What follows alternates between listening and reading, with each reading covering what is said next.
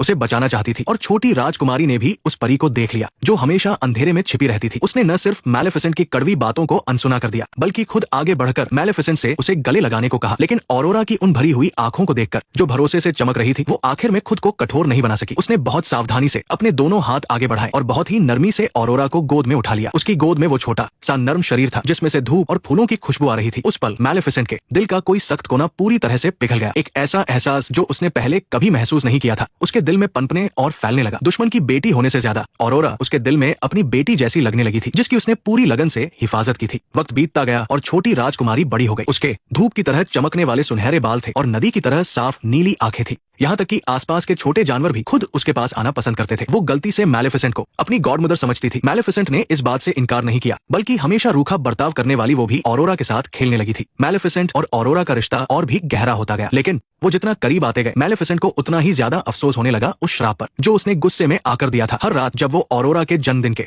बारे में सोचती तो वो अनगिनत बार अपनी जादुई छड़ी घुमाती और सबसे ताकतवर जादू से उस श्राप को हटाने की कोशिश करती। हरे रंग की जादुई रोशनी उसके हाथों में बनती, मिट्टी और फिर से बनती। लेकिन चाहे वो कितनी भी कोशिश कर ले श्राप टस से मस नहीं हुआ। उसने श्राप देते वक्त एक अटूट कसम खाई थी। ये जादुई दुनिया का सबसे पक्का वादा होता है जो एक बार दे दिया जाए तो श्राप देने वाला खुद भी उसे वापस नहीं ले सकता। बेबसी का एहसास लहरों की तरह मैलेफिसेंट पर छा गया। वो बस अब और भी ज्यादा ऑरोरा के पास रहने लगी इस उम्मीद में कि उसका साथ श्राप से होने वाले दर्द को कम कर सकेगा। वो शुरू से आखिर तक सिर्फ उस धोखेबाज स्टीफन से नफरत करती थी और ऑरोरा तो बेकसूर थी। यहाँ तक कि रोज साथ रहते रहते वो ऑरोरा को अपनी बेटी ही मानने लगी थी। ऑरोरा को नहीं पता था कि उस पर कितना भयानक श्राप है और न ही वो मैलेफिसेंट और अपने पिता के बीच की गहरी दुश्मनी के बारे में जानती थी। किस्मत का पहिया उस पल घूम गया जब उसकी मुलाकात राजकुमार फिलिप से हुई। ऑरोरा हमेशा की तरह जंगल में परियों से बात कर रही थी लेकिन अचानक उसकी मुलाकात पड़ोसी राज्य के राजकुमार फिलिप से हो गई। फिलिप इस बार ऑरोरा के राज्य में उसके पिता से मिलने जा रहा था। बचपन से ही जादुई जंगल में रहने वाली ऑरोरा ने पहली बार दिल की धड़कन तेज होने का एहसास किया। वो फिलिप से दोबारा मिलने का इंतजार करने लगी। पास की एक डाल पर छिपा हुआ कौआ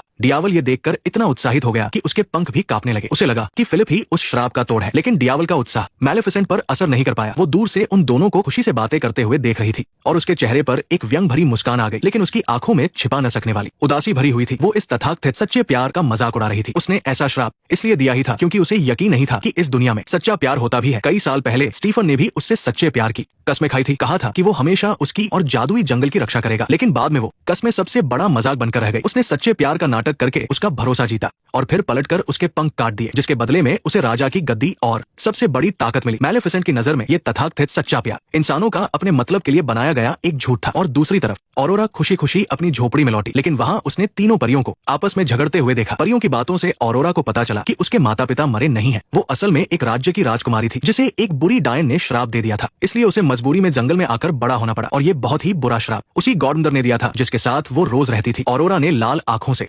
मैलेफिसेंट से सवाल किया। ऑरोरा की निराशा और दर्द से भरी आंखों का सामना करते हुए मैलेफिसेंट के पास कहने के लिए बहुत कुछ था। वो अपने शुरुआती बदले की भावना के बारे में बताना चाहती थी, इन बीते सालों के प्यार और देखभाल के बारे में बताना चाहती थी और उस भारी श्राप का सच बताना चाहती थी। मैलेफिसेंट को बचाने की कोशिश के दौरान आसपास के पहरेदारों को कुछ आहट सुनाई दी। उन्होंने फौरन मैलेफिसेंट को घेर लिया। खुशकिस्मती से कौआ पास में ही मंडरा रहा था। मैलेफिसेंट ने अपने जादू का इस्तेमाल कर कौए को एक ड्रैगन में बदल दिया और लोहे के जाल से बड़ी मुश्किल से बाहर निकल पाए। पहरेदार उस काले ड्रैगन के हमले को रोकने लगे लेकिन क्रूर स्टीफन के पास पहले से ही इसका तोड़ मौजूद था। उसने अपने पहरेदारों को ट्रेनिंग दे रखी थी कि मैलेफिसेंट से कैसे निपटना है। पहरेदार लोहे की ढाले लेकर धीरे धीरे घेरा छोटा करने लगे। घेरा छोटा होता जा रहा था और तभी स्टीफन पहरेदारों के बीच से बाहर निकला। नफरत में डूबा हुआ वो आदमी कवच पहने हुए था और उसने लोहे की जंजीरें जोर से मैलेफिसेंट के ऊपर फेंक मारी। वो मैलेफिसेंट को जलील करने लगा मानो अपनी नफरत निकाल रहा हो, पर उसे नहीं पता था कि ऑरोरा पहले ही पहरेदारों की पकड़ से छूटकर महल के एक खुफिया कमरे में पहुंच चुकी थी जहां उसे वो सालों से बंद अलमारी मिल गई थी। उस अलमारी के अंदर वही पंख थे जिन्हें स्टीफन ने बड़ी बेरहमी से काटकर अलग कर दिया था। मैलेफिसेंट के उन पंखों को बड़ी सावधानी से संभाल कर रखा गया था लेकिन वो अब भी खामोशी से उस जुल्म की कहानी कह रहे थे। ऑरोरा उन विशाल काले पंखों को देख रही थी। अब जाकर वो पूरी तरह समझ पाई थी कि मैलेफिसेंट का दर्द क्या था और उसने कितना कुछ सहा था। ऑरोरा ने अपनी पूरी ताकत लगाकर उस भारी अलमारी को धक्का देकर गिरा दिया। अगले ही पल ऐसा लगा जैसे उन पंखों ने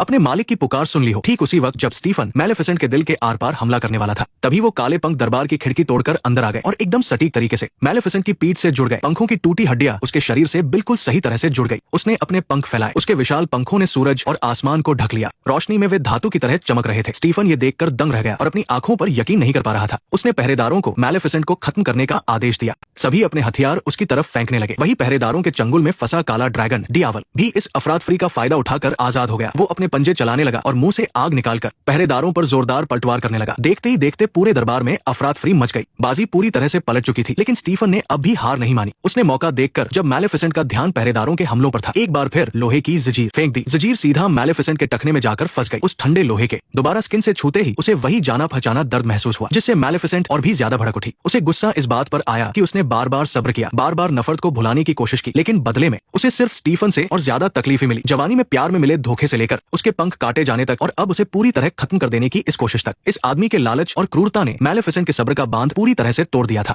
मैलेफिसेंट स्टीफन को अपने साथ लेकर खिड़की तोड़कर बाहर एक दूसरी खुली जगह पर आ गई। उसने स्टीफन को जोर से एक तरफ पटक दिया और अपने पैर में फंसी जंजीर को खोल दिया। मैलेफिसेंट तेजी से जमीन पर गिरे स्टीफन की तरफ बढ़ी और उसका गला कसकर पकड़ लिया। उसकी पकड़ में स्टीफन बेकार ही छटपटा रहा था और उसकी आंखों में सिर्फ खौफ भरा था। लेकिन ठीक उसी पल जब वो उसे खत्म करने वाली थी, मैलेफिसेंट अचानक रुक गई। उसके दिमाग में उन दोनों की जवानी के दिनों की यादें ताजा हो गई। जवान स्टीफन ने अपने हाथों से बनाया हुआ एक हार मैलेफिसेंट को तोहफे में दिया था और दोनों ने डूबते सूरज के नीचे एक दूसरे को चूमा था। इस याद के आते ही मैलेफिसेंट का दिल पिघल गया और उसने अपना हाथ ढीला छोड़ दिया। वो वहां से जाने के लिए मुड़ी, लेकिन उसे अंदाजा नहीं था कि स्टीफन उसी पल जमीन से उठकर उल्टा उसी का गला पकड़ लेगा। दोनों उस छत पर एक दूसरे से लड़ने लगे। इसी हाथापाई के बीच स्टीफन का पैर फिसल गया और उसका संतुलन बिगड़ गया। एक दर्द भरी चीख के साथ वो महल की सबसे ऊंची चोटी से नीचे जा गिरा और चारों तरफ खामोशी छा गई। इस पल में जाकर मैलेफिसेंट को स्टीफन का असली चेहरा साफ साफ नजर आया। उसके मन में कभी भी सच्चाई नहीं थी। जब वो पहली बार गलती से जादुई जंगल में आया था, तो सबसे पहले उसने जंगल से कीमती पत्थर चुराए थे। बड़ा होने के बाद भी वो मैलेफिसेंट के करीब बस इसलिए आया ताकि उसके भरोसे का इस्तेमाल कर सके। सत्ता के लालच में उसने मैलेफिसेंट के पंखों को ऊपर चढ़ने के लिए एक सीढ़ी की तरह इस्तेमाल किया, और राजा बनने के बाद तो उसने अपनी ही बेटी को एक चारे की तरह इस्तेमाल किया और एक दिन भी पिता होने की जिम्मेदारी नहीं निभाई। उसका मैलेफिसेंट के खिलाफ जंग का ऐलान करना बस अपने गुनाहों पर पर्दा डालने के लिए था और सब कुछ काबू में करने की अपनी भूख मिटाने के लिए था। ताकत के नशे में अंधा हो चुका यह आदमी आखिरकार अपने लालच और जुल्म की कीमत चुका ही दी।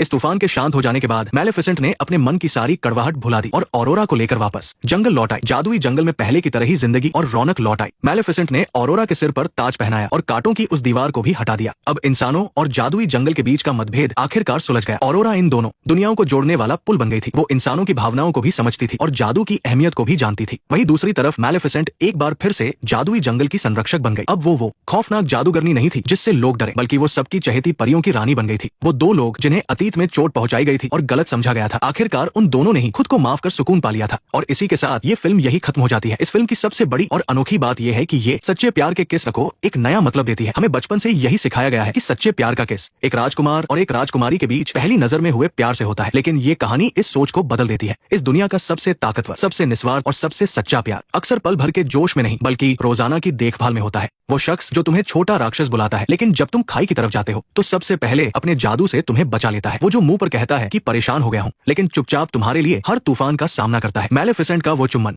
माँ के प्यार और सुरक्षा की निशानी था। उसने हमें बताया कि दोस्ती और परिवार और खून के रिश्तों से परे भी सच्चा प्यार मौजूद होता है। और वो लड़की जिससे उसे सबसे ज्यादा नफरत होनी चाहिए थी, उसने अपने निर्दोष और सच्चे प्यार से मैलेफिसेंट के दिल की दीवार को धीरे धीरे तोड़ दिया। वो ऑरोरा ही थी जिसने अपने हाथों से उसके पंखों की बेड़ियां खोली और उसे फिर से उड़ने दिया। इस कहानी की सबसे खूबसूरत बात यही है, मैलेफिसेंट ने ऑरोरा की जान बचाई और ऑरोरा ने मैलेफिसेंट की आत्मा को बचा लिया। किसी का भी जंग लेना उसकी किस्मत का आखिरी फैसला नहीं होता। एक विलेन भी बस एक ऐसा अच्छा इंसान हो सकता है जिसका दिल बुरी तरह तोड़ा गया हो। असली ताकत इसमें नहीं है कि तुम्हारा कवच कितना मजबूत है, बल्कि इसमें है कि तुम्हारा वो जख्मी दिल क्या अभी भी प्यार करने और दूसरों की रक्षा करने की हिम्मत रखता है। मैं हूँ आपका दोस्त, आपसे अगली वीडियो में मिलने का इंतजार रहेगा। नेक्स्ट पार्ट देखने के लिए वीडियो को लाइक करो।